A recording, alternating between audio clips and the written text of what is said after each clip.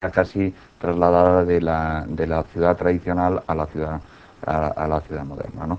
Entonces yo creo que la situación ahora mismo, dado los usos y las relaciones que se tienen entre las personas, hace muy difícil, hace que ese valor se haya vuelto, el valor de vecindad se haya vuelto muy difuso y de forma que podríamos decir que una persona que vive en el ensanche y trabaja en Padrón, para él el ensanche sería la ciudad dormitorio de Padrón.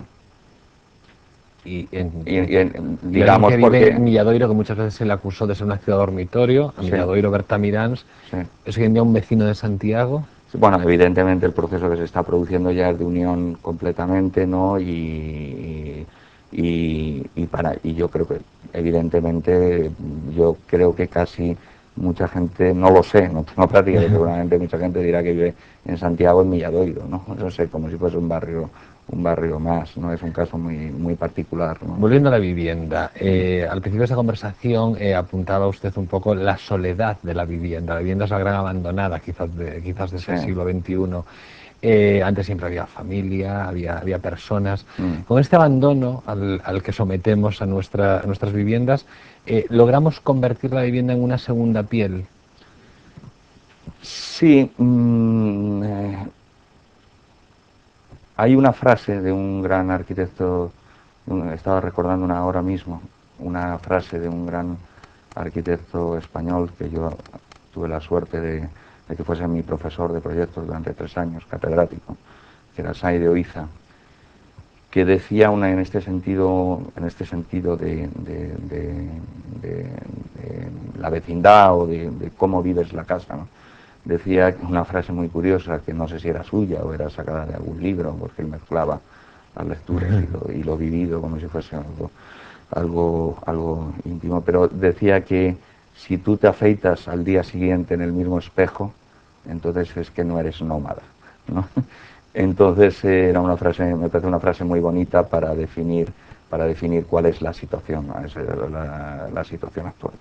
Evidentemente la vivienda ha perdido mucho del carácter ese patrimonial incluso que tenía, pero sigue manteniendo ese valor simbólico de refugio, quizás, de segunda piel, de, de, de lo que, por ejemplo, los pueblos nómadas resuelven de otra forma, que es a través de ritos.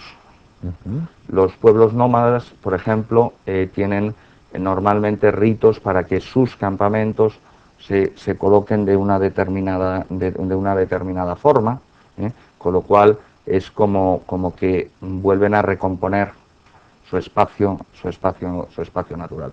Entonces yo creo que ese concepto de privacidad, de segunda piel, pues a lo mejor en el futuro termina siendo una maleta en la que lleves tus cosas. Eso lo hacen, es que estaba recordando, eso lo hacen los habitantes o sea, los que crean sus viviendas en las orillas del Ganges. Cuando el Ganges crece, destruyen la vivienda y la trasladan. Y hace poco también aparecían unas oficinas plegables, no sé si las ha visto, que era una especie de maletas que se abrían y dentro estaba la oficina. A lo mejor acabamos siendo todos nómadas, volvemos a la vida o la existencia es circular. Sí, evidentemente también hay diferencias culturales. Ahora yo estaba recordando esas cosas, vas hilando una cosa con otra. Por ejemplo, la tradición japonesa o la cultura japonesa es mucho menos eh, posesiva o mucho menos predispuesta al mantenimiento de hechos, o sea, de edificaciones o de hechos construidos. Se entiende que todo está, digamos, una especie de flujo más disperso, ¿no? Y que la permanencia o la duración de algo no es tan importante como el hecho en sí de lo que se ha producido, ¿no? Entonces, por ejemplo, hay un ejemplo clarísimo que es los templos, uno de los más famosos templos sintoístas, y que hay dos templos a la vez, ¿no? Uno es el que se está oficiando, ¿no?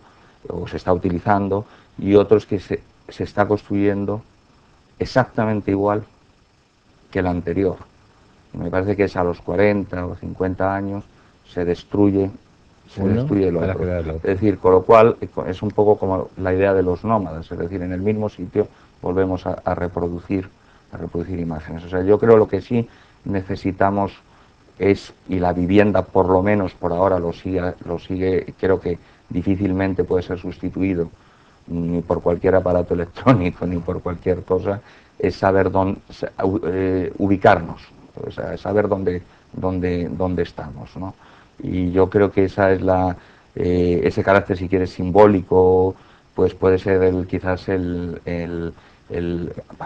aparte de evidentemente unas necesidades funcionales, que ya sé, bueno, que son la parte básica de la vivienda, pero podríamos decir que son que puede ser quizás el aspecto en que la arquitectura podría competir más con otras tecnologías, ¿no?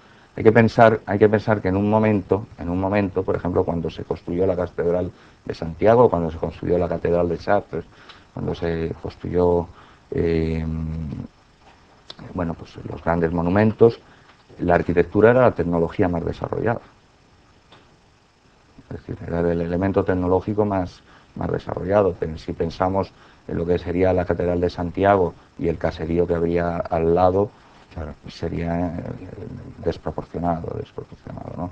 Entonces, esa situación, evidentemente, ahora no es, digamos, que la arquitectura se encuentra con otras tecnologías,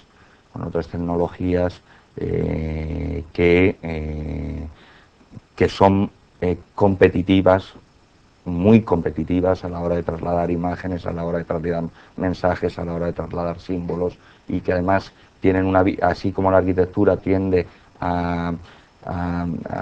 digamos a la permanencia, a buscar la estabilidad, estas tecnologías tienden a todo lo contrario, que es a la movilidad, ¿no? Entonces yo creo que esa mezcla de movilidad y permanencia es la base un poco tiene que ser un poco la base de la sociedad actual, porque sin ella yo creo que no hay comunidad. Si tú no tienes un punto de referencia, no hay comunidad, y por lo tanto empezaríamos a pasarlo bastante mal, ¿no? Pues por muchas comunidades virtuales que haya en internet o todo esto, creo que de todas formas esa función la tiene que desarrollar la arquitectura, pero entendiendo que hay otros medios que son mucho más eficaces para otras